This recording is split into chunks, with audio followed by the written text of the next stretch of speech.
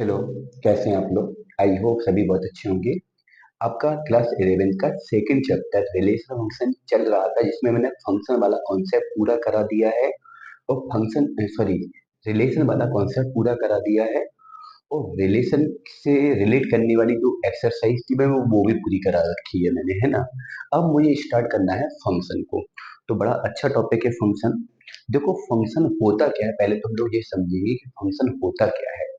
तो टॉपिक कौन सा है आपका? नेक्स्ट टॉपिक है फंक्शन। उसी सेकंड चैप्टर का नेक्स्ट टॉपिक है फंक्शन। और फंक्शन होता क्या है?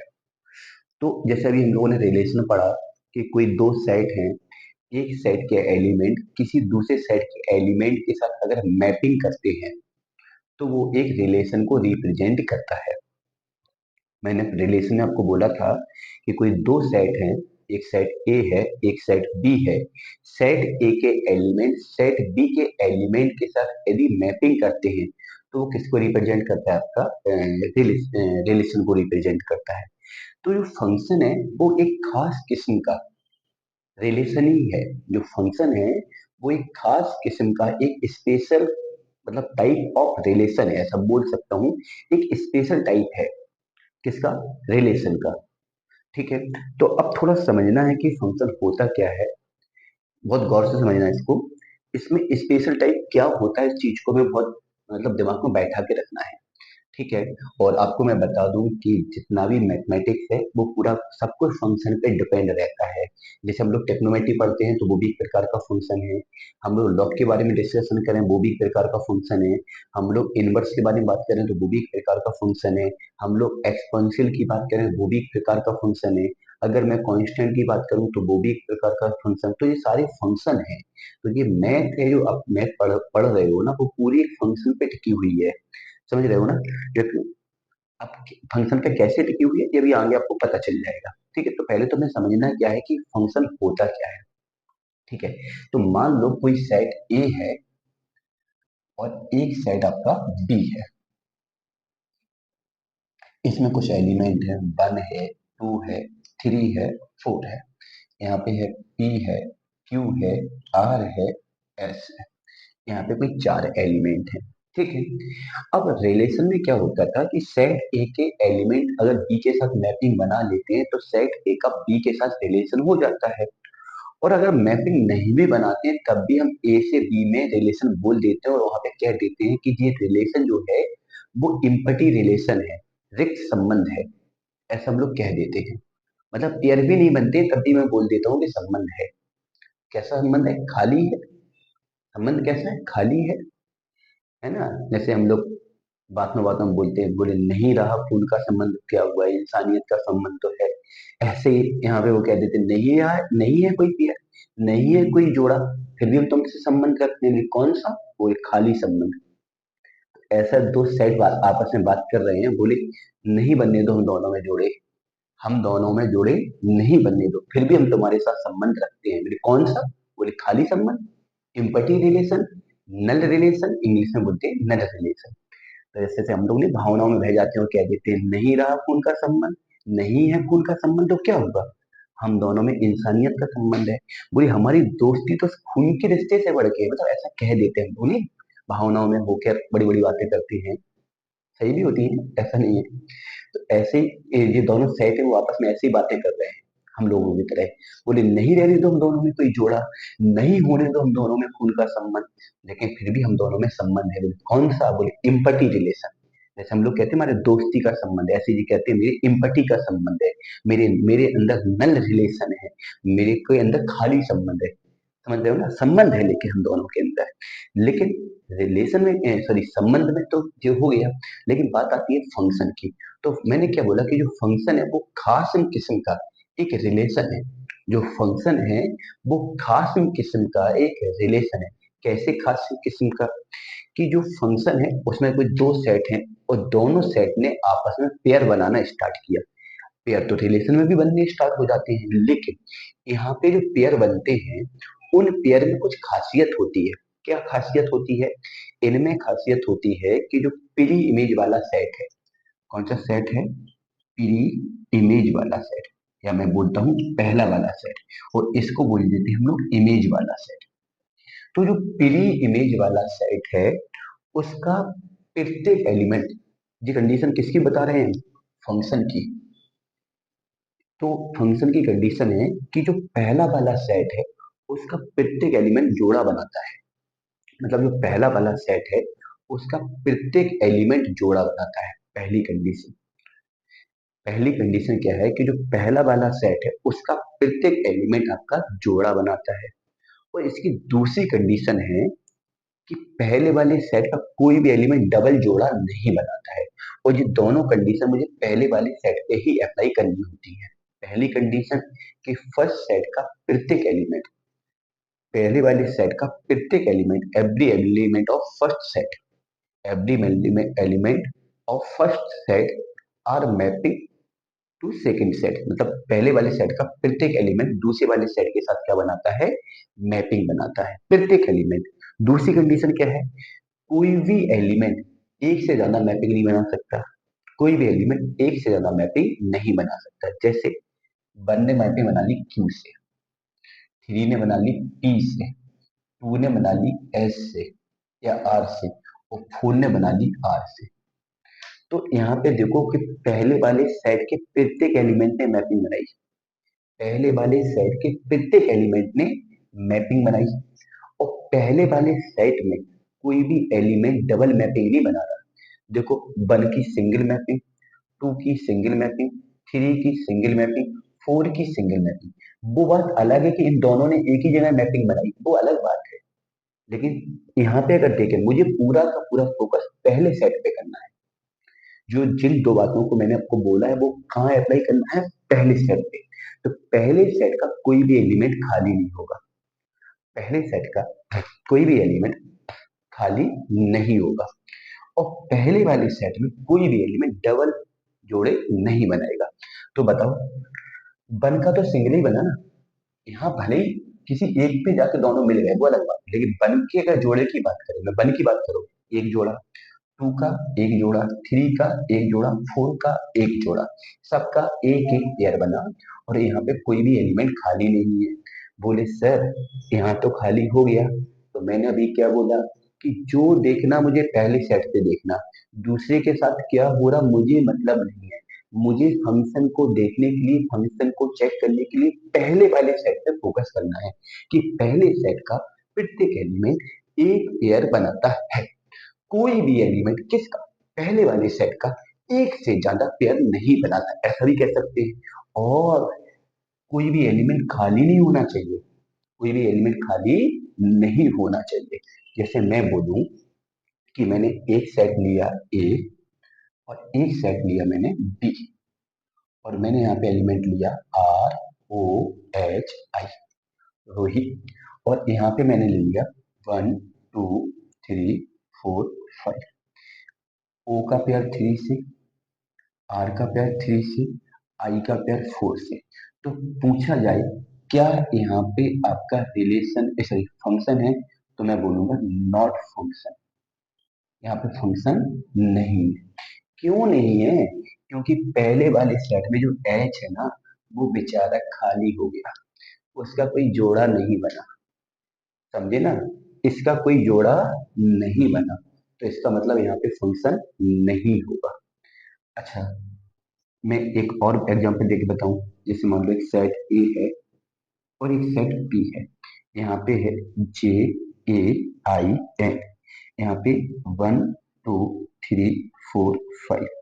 जैसे जे ने जोड़ा बनाया 3 से, एन ने 2 से, ए ने 4 से, आई ने 3 से, और जे ने 1 से।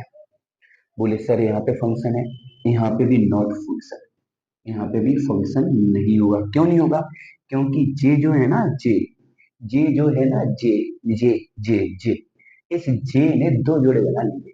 इसने पूरा काम बिगाड़ दिया, क्योंकि इसने कितने जोड़े बना लिए, 2। तो पहले वाले सेट का अगर कोई एलिमेंट खाली हो गया तो फंक्शन नहीं होगा, कोई एलिमेंट डबल पेयर बना गया तो फंक्शन नहीं होगा। तो जो भी देखना है मुझे पहले सेट में देखना है। यहाँ पे फंक्शन क्यों हो गया था, क्योंकि इसके प्रत्येक एलिमेंट ने सिंगल पेयर बनाया, कोई भी एलिमेंट खाली नहीं है। जैसे मैं बोलूं एक सेट ए लिया मैंने और एक सेट मैंने बी लिया, यहाँ पे है ए बी सी, यहाँ पे है पी क्यू, ए का जोड़ा क्यू से, सी का क्यू से, बी का क्यू से। अब यहाँ पे देखा यार, तीनों एलिमेंट एक ही जगह जोड़े बना दिए, इन तीनों एलिमेंट ने एक ही जगह जोड़े बना दिए। जब इन तीनों एलिमेंट ने एक ही जगह जोड़े बना दिए तो कोई दिक्कत नहीं, बस मुझे देखना कहाँ पे, पहले वाले सेट में। तो भाई, ये भले ही तीनों एक ही जगह जोड़े बना लें, मुझे कोई मतलब नहीं, मुझे देखना किसको है, पहले वाले सेट का। तो कहने का मतलब हुआ कि पहले वाले सेट में कि एक एलिमेंट का एक एलिमेंट का एक ही पेयर होना चाहिए, एक एलिमेंट का एक ही पेयर होना चाहिए, एक एलिमेंट का एक ही पेयर होना चाहिए, और कोई भी एलिमेंट खाली नहीं होना चाहिए। तो ये आपका फंक्शन होगा, ये आपका फंक्शन होगा। ये दोनों आपके फंक्शन नहीं होंगे तो फंक्शन को चेक करने का बड़ा अच्छा सा फंडा है कि पहले वाले सेट को देखेंगे। अगर पहले वाले सेट का कोई भी एलिमेंट एक से ज्यादा पेयर बनाता है, पहले वाले सेट का कोई भी एलिमेंट एक से ज्यादा पेयर बनाता है तो फंक्शन नहीं होगा, कोई भी एलिमेंट खाली हो जाता है तो फंक्शन नहीं होगा। ठीक है, तो बस याद रखना है कि फंक्शन को चेक करने के लिए हम लोग पहले वाले सेट को देखते हैं। अच्छा, अब अगर मैं रिलेशन के बारे में सोचूं तो रिलेशन में चाहे एक एलिमेंट पेयर बना ले, चाहे एक एलिमेंट सभी से पेयर बना ले, चाहे यहाँ पे कोई भी एलिमेंट खाली भी बना रहे, यहाँ पे पहले वाले सेट के साथ कोई भी कंडीशन बना रहे, चाहे एक एलिमेंट सबके साथ पेयर बनाए, चाहे कोई भी एलिमेंट ऐसा भी हो जो पेयर ना बनाए या एक भी पेयर ना बने, हर कंडीशन में रिलेशन का और भी है फंक्शन को समझने का। कि जैसे मान लो फंक्शन को मैं ऐसे बोलूं कि फंक्शन की एक इनपुट का एक आउटपुट होता है। किसी भी फंक्शन में एक इनपुट का क्या होता है, एक आउटपुट। जैसे मैंने इनपुट 1 किया तो आउटपुट क्या मिला, क्यू मिला। इनपुट 2 किया, आउटपुट कितना मिला, आर मिला। इनपुट 3 किया, आउटपुट क्या मिला, पी मिला। इनपुट 4 किया, मतलब 4 का जोड़ा किससे बना, आर से बना। तो एक इनपुट का एक आउटपुट होता है। थोड़ा मैथमेटिकली अगर समझोगे, एक इनपुट का एक आउटपुट। रिलेशन में क्या होता है कि एक इनपुट के एक से ज्यादा आउटपुट हो सकते हैं। जैसे जे का आउटपुट 1 है और 3 है। हो सकता कुछ इनपुट ऐसे हो जिसका कोई आउटपुट ना हो। जैसे मैं देखूं कि पहले वाले सेट में एच है, लेकिन एच का कोई आउटपुट नहीं है, एच का कोई जोड़ा नहीं है। बात समझ रहे हो ना? तो ऐसे समझना है कि एक इनपुट का एक आउटपुट, और कोई भी इनपुट फालतू नहीं होगा। ये हो गया फंक्शन। यहाँ पे अगर मैं कहूँ रिलेशन की बात, तो एक इनपुट के एक से ज्यादा आउटपुट हो सकते हैं। हो सकता है आपका इनपुट वेस्ट, मतलब वेस्ट हो, कोई काम का ना हो। ठीक है, तो ऐसी कंडीशन होगी रिलेशन में, और ऐसी कंडीशन होगी आपकी फंक्शन में। दूसरी तरीके से मैं ऐसा भी समझ सकता हूँ, जैसे मान लो मोबाइल फोन है आपके पास। अगर मैं मोबाइल फोन पे बात करूँ आपसे, तो मोबाइल फोन पे जैसे कि जितने भी बटन लगे होते हैं, मान लो कीपैड वाला मोबाइल है।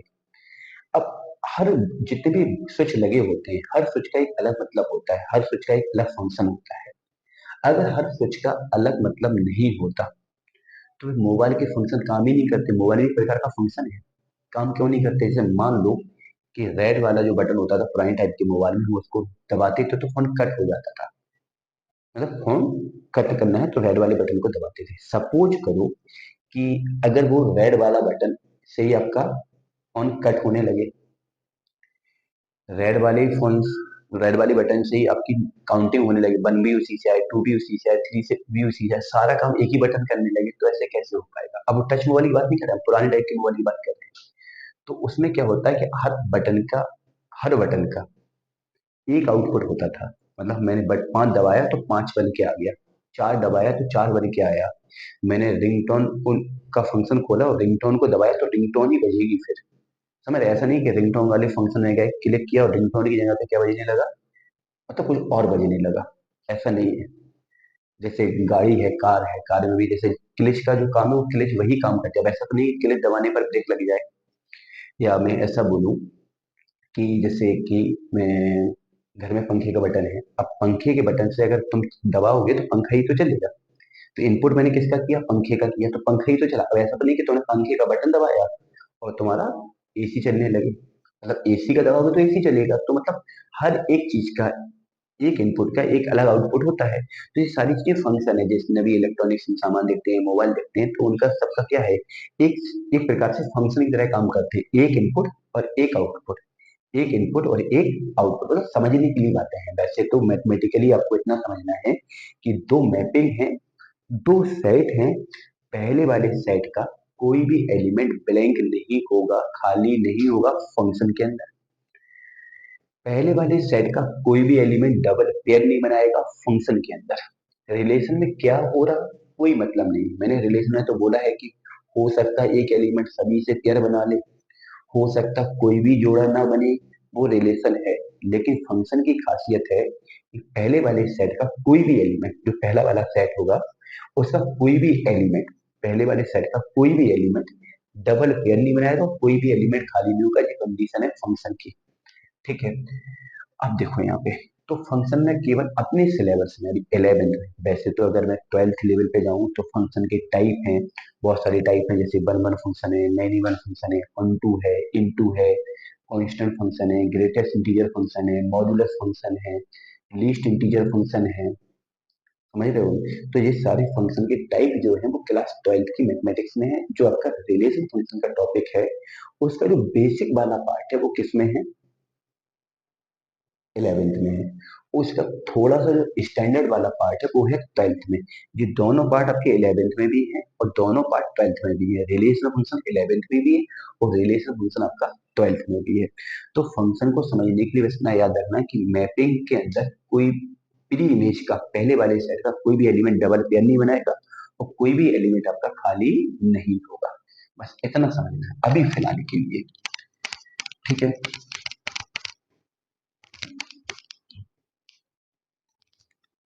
इतना समझ लोगे तो अभी अभी फिलहाल में काम चल जाएगा। ठीक है, इतने से तुम्हारा सफिशियंट है। आपको मैंने कई एग्जाम्पल दे दिए, ह्यूमन लाइफ से रिलेट करने वाले एग्जाम्पल दे दिए, इलेक्ट्रॉनिक सामान से रिलेट करने वाले एग्जाम्पल दे दिए, और सेट से भी मैंने एग्जाम्पल आपको बना के दे दिए कि फंक्शन क्या होता है। एक तो क्वेश्चन करते हैं फंक्शन के।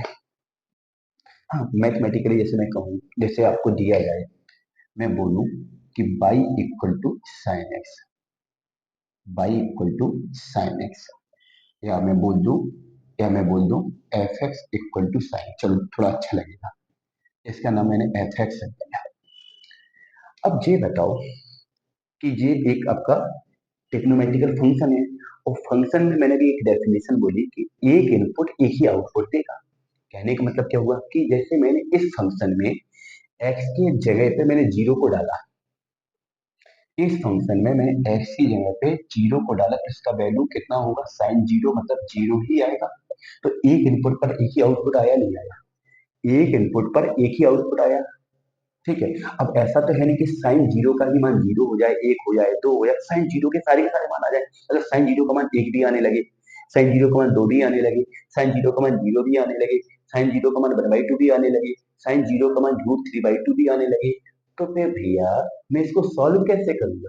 तो ये तो मेरे किसी काम का ही नहीं रहेगा, ये तो डिफाइन ही नहीं हो पाएगा। तो इसका मतलब क्या है कि जैसे ट्रिग्नोमेट्रिकल फंक्शन है, तो ये भी एक प्रकार का फंक्शन है। देखो, फंक्शन के लिए मैंने डेफिनेशन में जैसे बोला है कि एक इनपुट एक आउटपुट देता है। तो देखो, जीरो इनपुट ने आउटपुट दिया जीरो, तो एक ही तो आउटपुट दिया। अगर मैं बोलूं इस फंक्शन में एक्स की जगह पे मैंने पाई बाई टू रखा, 90 रखा, और यहाँ पे कितना हो जाएगा, साइन 90 हो जाएगा, मतलब पाई बाई टू मतलब 90, तो इसका वैल्यू कितना आया, वन आया। एक इनपुट एक आउटपुट। मैंने जैसे लिया x बराबर कितना, कितना पाई ले लिया, 180 ले लिया, तो यहाँ पे साइन पाई बन जाएगा, और साइन पाई का मान कितना होता है, जीरो। तो एक इनपुट का एक ही आउटपुट है, ऐसा कोई इनपुट है कि मैंने इनपुट एक किया आउटपुट दो मिले, एक इनपुट पे एक ही आउटपुट बोला? तो मैंने क्या बोला था कि ट्रिग्नोमेट्रिकल में हम लोग यूज करते हैं, ट्रिग्नोमेट्री में साइन है, कॉस है, टेन है, ये भी मैथमेटिक्स के फंक्शन है। और भी देखो, जैसे हम एलजेब्रा में यूज करते हैं, जैसे मैं यूज करता हूँ, जैसे मैंने मुझे मिला एक्स स्क्वायर प्लस वन, तो हम लोग कहेंगे ये एक प्रकार का फलन है। ये कौन सा फलन है, बीज गणितीय फलन है। अच्छा, अब ये फलन है, अगर डेफिनेशन से मैं इसको चेक करना चाहूँ, तो जैसे मैंने यहाँ पे वन डाला, तो आपने देखा वन डाला तो यहाँ वन का स्क्वायर हुआ प्लस वन हुआ, तो ये 2 आया। इनपुट एक हुआ, आउटपुट एक आया। मैंने जीरो डाला, जीरो का स्क्वायर प्लस वन कितना आया, वन आया। मैंने यहाँ पे माइनस का थ्री डाला, तो माइनस थ्री का स्क्वायर नौ प्लस एक कितना आया, दस आया। तो देखो एक इनपुट का एक आउटपुट आ रहा है, और प्रत्येक इनपुट के लिए मुझे आउटपुट मिल रहा है। प्रत्येक इनपुट के लिए मुझे क्या मिल रहा है, आउटपुट मिल रहा है। क्लियर है ना। तो मतलब प्रत्येक इनपुट पे कोई ना कोई जोड़ा बन रहा है। जैसे वन का आउटपुट दो, जीरो का वन, माइनस थ्री का टेन। तो प्रत्येक इनपुट पे कोई ना कोई आउटपुट मिल रहा है। कोई भी इनपुट एक से ज्यादा जोड़े नहीं बनाएगा, मतलब एक से ज्यादा वैल्यू नहीं देगा है। जैसे इसको बोलते हैं हम लोग फंक्शन, जे भी है, जे भी फंक्शन है। तो ये कौन सा फंक्शन है, टिग्नोमेट्रिकल फंक्शन। इसको मैं बोलता हूँ एलजेब्रिक फंक्शन। एलजेब्रिक फंक्शन, बीजगणितीय फल। तो ये मैथमेटिकल में फंक्शन है। जैसे मैं बोलूं कि एफ एक्स बराबर कितना, लॉग बेस टू एक्स, ऐसा मैंने दे दिया। तो जब एक प्रकार का फलन है, कौन सा फलन है, लघु गणितीय फलन है। तो मैं बोलूं यहाँ पे कि अगर f x equal to log base two x आपको दिया गया है, ठीक है, और मैं बोलूं कि यहाँ पे लॉग वन का वैल्यू निकालो, सॉरी एफ वन का, तो मैं यहाँ पे बोलूंगा लॉग टू और यहाँ पे वन, और लॉग वन का वैल्यू जीरो आता है। अभी लॉग में पढ़ हो गया था। अगर मैं बोलूं एफ टू का वैल्यू निकालो, तो यहाँ पे हो जाएगा लॉग, यहाँ पे टू, यहाँ पे टू। लॉग का बेस और आर्गुमेंट, इस लॉग की जो नीचे पार्ट लिखा रहता है उसको बोला जाता है बेस, और लॉग के साथ लिखा रहता है उसको बोला जाता है आर्गुमेंट। क्या बोला जाता है, आर्गुमेंट। तो ये दोनों चीज सेम हो जाती है, उस कंडीशन में वैल्यू आती है पर। देखो एक इनपुट का एक आउटपुट, एक इनपुट का एक आउटपुट, मतलब एक इनपुट पे आपको एक ही आउटपुट मिल रहा है। तो ये भी एक प्रकार का क्या है, फंक्शन है। इससे बोला जाता है लॉगरिथम फंक्शन, लघु गणकीय फलन, एल्जेब्रिक फंक्शन, टेक्नोमेट्रिकल फंक्शन। और फंक्शन क्यों है, क्योंकि मैंने यहाँ पे क्या देखा कि मैंने इनपुट एक दिया है, आउटपुट भी एक आया है। प्रत्येक इनपुट ने मुझे आउटपुट दिया है। कोई इनपुट आपका खाली नहीं है, मतलब इनपुट मतलब पहले वाला सेट है। तो पहले वाले सेट में कोई भी एलिमेंट आपका खाली नहीं है। एक इनपुट का एक ही आउटपुट आया है। तो ये सब क्या है, फंक्शन है। चलिए अब देखो, कुछ टाइप के फंक्शन हम लोग थोड़ा समझ लेते हैं। जैसे ये आपका टेक्नोमेटिकल हुआ, ये आपका एलजेब्रा हुआ, एलजेब्रिक फंक्शन बोलते हैं। जहाँ लॉग लगा है उसको लॉग का फंक्शन बोलते हैं। जहाँ पावर में एक्स आने लगे, जैसे मैं बोलूं एफ एक्स बराबर, मैंने बोला टू की पावर एक्स, या मैं बोलूं ई की पावर एक्स, या मैं बोलूं टेन की पावर एक्स, तो ये भी फंक्शन है ईटीसी। जब पावर में एक्स आने लगे तो इसको बोला जाता है चर घातांकीय फलन।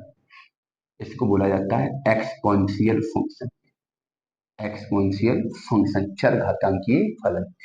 तो अभी जैसे ये ट्रिग्नोमेट्रिकल फंक्शन बोला जाता है, इसको एलजेब्रा वाली एलजेब्रिक फंक्शन बोला जाता है। इसके पहले लॉग वाले बताए तो इनको लॉग का फलन बोला जाता है। पावर में एक्स आने लगे तो उसको चर घातांकीय फलन बोला जाता है, एक्सपोनेंशियल फंक्शन बोला जाता है। ठीक है। अगर कुछ फंक्शन ऐसे दिखने लगे आपको, ये सब फंक्शन है, थोड़ा थोड़ा फंक्शन के बारे में नॉलेज दे रहे। इसका ट्वेल्थ में अच्छा खासा और अभी से यूज होने लगता है।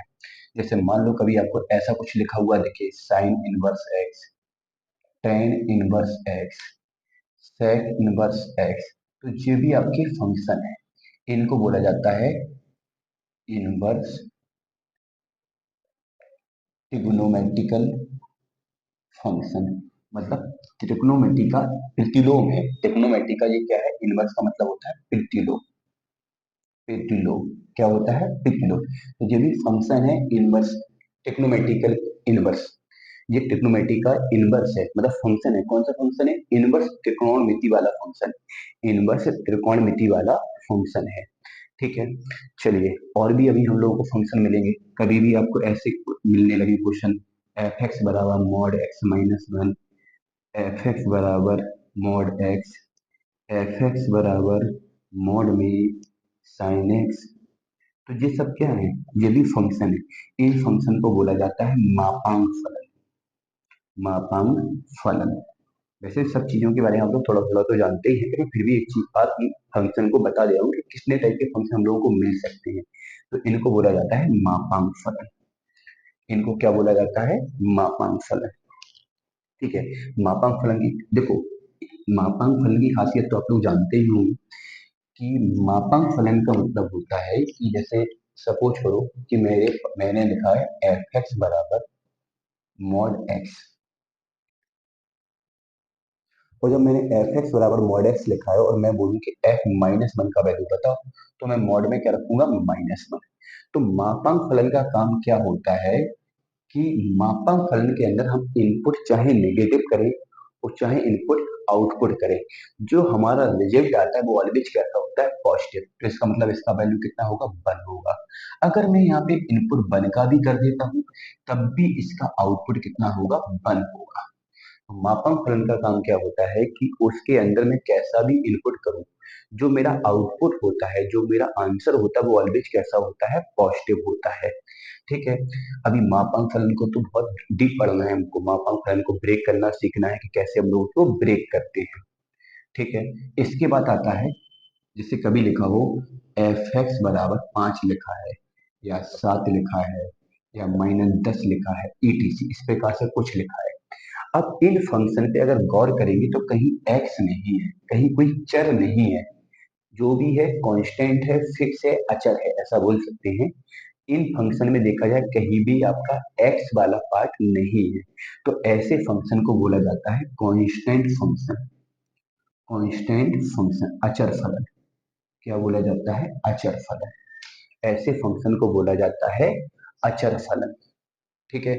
ऐसे फंक्शन को क्या बोला जाता है, अचर फलन। अभी मैंने मॉड के बारे में बहुत छोटा सा बताया, बहुत बहुत मतलब 1% आपके साथ मॉड का मैंने डिस्कशन किया कि मॉड अगर है और उसके अंदर कोई अगर वैल्यू है तो उसका आंसर कैसा हो जाता है, पॉजिटिव हो जाता है। मॉड को मैंने अभी केवल 1% आपके साथ डिस्कस किया है। अगर मॉड के पूरे डिस्कशन करने को बैठेंगे तो काफी लंबा चौड़ा मॉड का डिस्कशन रहता है। और उसी ग्राफ पे चले जाओ, मॉड को ब्रेक करने के लिए ऊपर चले जाओ, टेक्नोमेटिकल फंक्शन पे मॉड लगा दो, मतलब मॉड का डिस्कशन तो फिर अच्छा खासा रहेगा कि मॉड पे ही अगर मैं डिस्कस करने के लिए बैठ जाऊँ तो मतलब मॉड वाले फंक्शन को ही सॉल्व करने को करना सिखा दूं ना, मॉड को अगर आपको सॉल्व करना सिखाओ तो एक वीक केवल मॉड को सॉल्व करने में निकल जाएगा आपका। समझ रहे हो। इसके बाद अगर कभी कोई क्वेश्चन ऐसे लिख जाते हैं, कुछ क्वेश्चन ऐसे गंदे गंदे से दिखेंगे आपको इस प्रकार से, ब्रैकेट में जैसे एक्स लिखा हो या ब्रैकेट में क्या लिखा हो, टू एक्स लिखा हो, इस प्रकार से लिखा रहता है। तो अभी तक क्या होता था कि जब जब हम लोग ब्रैकेट देखते थे तो हमारे मन में आता था कि सर जो तो बड़ा ब्रैकेट है, ये तो बड़ा वाला ब्रैकेट है, इस स्क्वायर ब्रैकेट मतलब हम लोग इसको अभी तक 10th लेवल तक मैंने इसको स्क्वायर ब्रैकेट नाम दिया, बड़ा वाला ब्रैकेट नाम दिया। लेकिन अब इसका नाम बदल जाएगा। बड़ा ब्रैकेट है, स्क्वायर ब्रैकेट है, लेकिन अब जिस समय के साथ अपने स्वभाव को बदलेगा, अपनी अपनी करेक्टर को बदलेगा समय के साथ। जैसे कहीं जी आपका स्क्वायर ब्रैकेट बड़े ब्रैकेट की तरह काम करेगा, तो कहीं यही ब्रैकेट सेट में इसी ब्रैकेट ने काम किया इंटरवल का, आपको पता होगा जो मैंने आपको क्लोज इंटरवल पढ़ाया तो उसमें मैंने बड़ा वाला ब्रैकेट बताया था। तो देखो मैंने क्या किया, समय के साथ इसने अपने करेक्टर को चेंज किया, लेकिन अब इसी ब्रैकेट ने आज एक बार फिर से अपने करेक्टर को चेंज किया। इसने फंक्शन के अंदर इस ब्रैकेट का मतलब हो जाता है जी आई एफ। इसका मतलब हुआ जी आई, ग्रेटेस्ट ग्रेटेस्ट इंटीजर फंक्शन। इसकी हिंदी होती है, सॉरी, महत्तम पूर्णांक फलन। इसका मतलब बदल गया, इसका मतलब चेंज हो गया। यहाँ पे इसका मतलब हो गया G I F, greatest integer function. इसका मतलब क्या हुआ, ग्रेटेस्ट इंटीजर फंक्शन। इसका मतलब चेंज हो गया किसके अंदर, किसके अंदर, फंक्शन के अंदर। अब इसको सॉल्व करना कैसे सिखाते हैं, कैसे हम इसको सॉल्व करते हैं, तो उसको थोड़ा सा समझ लेते हैं, थोड़ा सा समझ लेते हैं। लेकिन इसके बारे में भी अगर डिस्कशन करने बैठेंगे तो एक वीक लग जाता है पूरा डिस्कशन के लिए। एक वीक इन द सेंस, अगर मैं 40-40 मिनट की एक वीक मतलब सातों दिन अगर मैं 40-40 मिनट की क्लास पढ़ाऊंगा तो सात चौको 28 मतलब 280 मिनट मुझे लग जाएंगे केवल ग्रेटेस्ट इंटीजर को पूरी तरह से समझा बताने के लिए। अगर पूरी तरह से मैं ग्रेटेस्ट इंटीजर सीखना, पूरी तरह से मतलब हमें अपने लेवल तक, मतलब जिस लेवल पे हम लोग परफेक्ट हो सकते हैं, कहीं अगर ग्रेटेस्ट इंटीजर आ जाए तो मैं उन चीजों को समझ सकता हूँ कहीं भी। तो ऐसे तो फिर पूरा मतलब मुझे 7 दिन लगेंगे, लेकिन अभी हमारे काम का जितना है मैं उतना आपके साथ डिस्कस कर लेता हूँ। अगर हम अभी मेरे काम का जितना है उतना डिस्कस आपके साथ कर लेता हूँ। तो अब देखो यहाँ पे, जैसे मान लो एफ एक्स बराबर आपका ग्रेटेस्ट इंटीजर ये है, और मैं बोलूँ कि मुझे एफ वन का मान निकालना है। अब यहाँ पे क्या होता है, ग्रेटेस्ट इंटीजर को सॉल्व करते समय मुझे देखना है कि जिस वैल्यू का हम इनपुट करने वाले हैं वो वैल्यू पूर्णांक है कि पूर्णांक नहीं है। अगर वो पूर्णांक है और ग्रेटेस्ट इंटीजर के अंदर अगर मैंने पूर्णांक को डाला तो उसका आंसर वही आ जाता है। अगर मैंने माइनस का 3 डाला तो ग्रेटेस्ट इंटीजर के अंदर -3 डाला तो इसका आंसर -3 ही आएगा। अगर मैंने 4 डाला तो इसका वैल्यू कितना आएगा, 4 ही आएगा। अब बात आती है कि जब मैंने पूर्णांक को डाला तो उसका आंसर पूर्णांक में ही वही आया जो मैंने इनपुट किया। लेकिन अगर ग्रेटेस्ट इंटीजर के अंदर मैंने वैल्यू को दशमलव में डाला, पॉइंट में वैल्यू का इनपुट किया, जैसे मैंने यहाँ पे इनपुट किया 1.75, तो इस ब्रैकेट में 1.75 आएगा। अब इस ग्रेटेस्ट इंटीजर 1.75 का मुझे वैल्यू निकालना है। तो मैंने क्या बोला कि ग्रेटेस्ट इंटीजर के अंदर अगर मैं पूर्णांक को डालता हूं तो आंसर भी वही पूर्णांक आ जाता है। लेकिन ग्रेटेस्ट इंटीजर के अंदर अगर किसी दशमलव वाली संख्या को मैं डालता हूं, जैसे मैंने 1.75 का इनपुट किया, तो इसका वैल्यू निकालने के लिए, दशमलव वाली संख्या का ग्रेटेस्ट इंटीजर निकालने के लिए हम लोग क्या करते हैं कि जिस संख्या का मुझे ग्रेटेस्ट इंटीजर निकालना है, कैसी संख्या का, दशमलव वाली संख्या का, जब मुझे ग्रेटेस्ट इंटीजर निकालना तो हम लोग क्या करते हैं कि जो दशमलव वाली संख्या है मैं उसके पहले वाले पूर्णांक की खोज में निकल पड़ते हैं। तो संख्या है 1.75, और मैं देखता हूँ कि पूरी संख्याओं में, पूरी नंबर लाइन पे, संख्या रेखा पे मैं देखता हूँ कि 1.75 एक संख्या है, और उससे पहले अगर मैं किसी पूर्णांक की खोज में निकलता हूँ तो 1.75 के पहले पूर्णांक में क्या आएगा, एक आएगा। तो इसका आंसर कितना हो जाएगा, एक हो जाएगा। मैं बोलता हूँ कि 3.72, मैं बोलता हूँ कि इसका मुझे वैल्यू निकालना है, तो बॉक्स में जाएगा 3.72। ये भी दशमलव में संख्या है। अब मैं कहूँ इस दशमलव वाली संख्या का मुझे ग्रेटेस्ट इंटीजर ज्ञात करना है, तो मैं कहूंगा कि 3.72 ये दशमलव वाली संख्या है, और इसके पहले अगर मैं पूर्णांक की बात करता हूँ तो 3.72 के पहले पूर्णांक तो बहुत होते हैं, लेकिन इसके जस्ट पहले जो पूर्णांक होता है वो 3 होता है। उससे छोटा पूर्णांक, मतलब उस संख्या से छोटा पूर्णांक, उस संख्या से छोटा पूर्णांक। तो 3.72 से छोटा छोटा पूर्णांक क्या है, 3 है। 1.75 से छोटा पूर्णांक कितना है, 1 है। अगर मैं बोलूं अगर मैं बोलूं कि 10.50 इसका ग्रेटेस्ट इंटीजर, तो इसका मतलब हुआ कि अगर ये 10 होता, अगर ये सपोज करो 10 होता तो इसका वैल्यू सीधा सीधा 10 हो जाता, लेकिन संख्या दशमलव में है, और दशमलव वाली संख्या का ग्रेटेस्ट इंटीजर निकालने के लिए, दशमलव वाली संख्या का ग्रेटेस्ट इंटीजर निकालने के लिए उस दशमलव वाली संख्या से जस्ट छोटा जो भी पूर्णांक होगा वही आंसर होगा। तो इससे जस्ट छोटा पूर्णांक आपका क्या है, 10 है।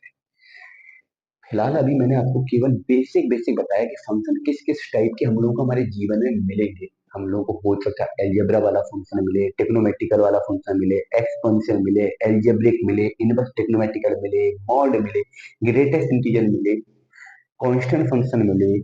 समझ रहे हो ना?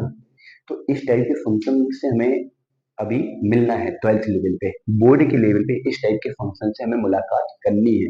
इन सारे फंक्शन के साथ मुझे लड़ना है, इन सारे फंक्शन को मुझे पहचानना है, क्योंकि कहीं भी कोई भी फंक्शन आपके सामने आके खड़ा हो सकता है, और अगर आपको उस फंक्शन की नॉलेज नहीं है तो वो आपके लिए प्रॉब्लम बन जाएगी।